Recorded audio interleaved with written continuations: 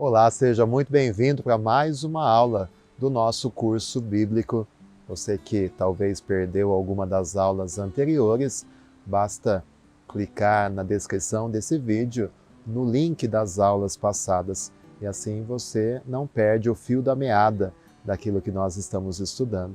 Estamos analisando o livro dos Atos dos Apóstolos e hoje queremos estudar sobre o autor dos Atos dos Apóstolos, porque a tradição atribui a São Lucas, o autor do terceiro evangelho, a autoria dos Atos. O testemunho mais antigo que nós temos registro, ele é do cânon de Muratori, esse texto de meados do século II. Esse texto diz o seguinte: as proezas de todos os apóstolos foram escritas num livro.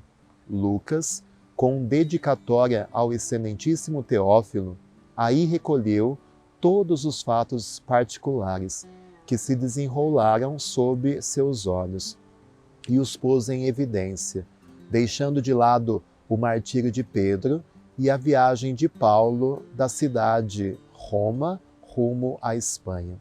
Então, essa pequena passagem desse texto, desse cânon de Muratori, ali no século II, é a referência mais antiga que nós temos atribuindo a autoria dos Atos dos Apóstolos a São Lucas. Depois, os escritores posteriores fazem eco a esse primeiro testemunho. Agora a gente quer analisar um pouquinho o texto dos Atos para perceber o que ele nos diz sobre o seu autor. A identidade do autor, seja para Lucas e dos Atos, ela se depreende de que ambos os escritos eles têm um prólogo. Então, se você analisar o início do Evangelho de Lucas, capítulo 1, versículos do 1 ao 4, peço que você pegue a sua Bíblia e leia esse prólogo do Evangelho de Lucas, Lucas 1, do 1 ao 4, e comparar com o prólogo dos Atos dos Apóstolos, capítulo 1, versículos do 1 ao 3. Então leia aí os 4 primeiros versículos do Evangelho de Lucas e os 3 primeiros versículos do livro dos Atos dos Apóstolos. Você vai perceber que ali, no prólogo dos Atos, se alude a uma obra anterior. Então, quem está escrevendo os Atos dos Apóstolos já escreveu um outro livro. Os dois são dedicados a quem? Ao excelentíssimo Teófilo. Atos 1, versículo 1 e Lucas 1, versículo 3. Além disso, nota-se que o início de Atos dos Apóstolos, ele dá uma continuidade exata ao fim do Evangelho de Lucas. Então, se você ler o finalzinho do Evangelho de Lucas, mais exatamente Lucas 24, do 47 ao 53, e já continuar lendo o início dos Atos dos Apóstolos, Atos 1, do 8 ao 12, você vai perceber que os Atos é perfeitamente uma continuação daquilo que o terceiro evangelho estava contando. Além disso, o autor nunca cita o próprio nome nas listas dos numerosos personagens que acompanhavam São Paulo. Lucas, a gente sabe que foi um dos companheiros das viagens de São Paulo, mas ele não cita nos Atos dos Apóstolos o seu próprio nome entre os companheiros de Paulo.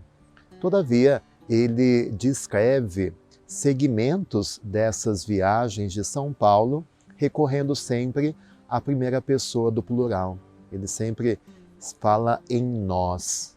Você pode conferir isso em Atos 16, versículos do 10 ao 17, Atos 20, do 5 ao 15, Atos 21, do 1 ao 18 e Atos 27 e 28.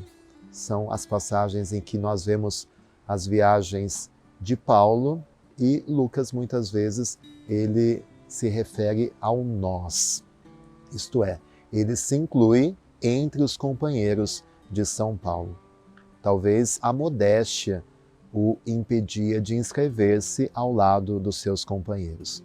Daí se conclui, se a tradição apontou Lucas como autor dos Atos, de preferência a outros companheiros de Paulo mais conhecidos, como Silvano, Timóteo, Tito, esta indicação só se explica porque Lucas, de fato, ele escreveu os Atos.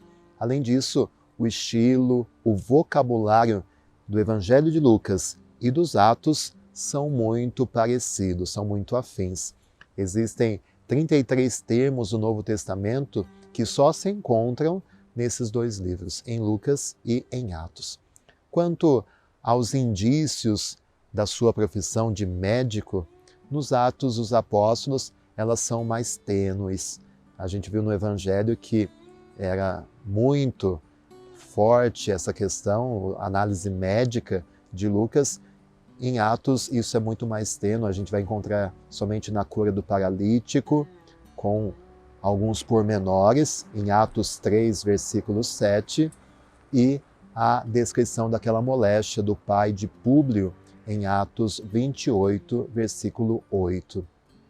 Além disso, o autor dos Atos, ele prova ser alguém de espírito culto, de uma visão ampla, de um fino senso teológico, na forma como ele descreve a difusão do Evangelho. Então, todos esses elementos nos dão a segurança de que, de fato, o autor dos Atos dos Apóstolos é o mesmo autor no terceiro Evangelho, o evangelista Lucas. E assim a gente conclui esta aula do nosso curso bíblico.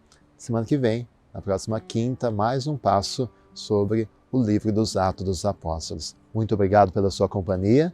Deixa aí o seu like no vídeo, compartilha e assim vamos crescendo no conhecimento da Palavra de Deus de cada um dos livros que formam as Sagradas Escrituras. Que Deus te abençoe.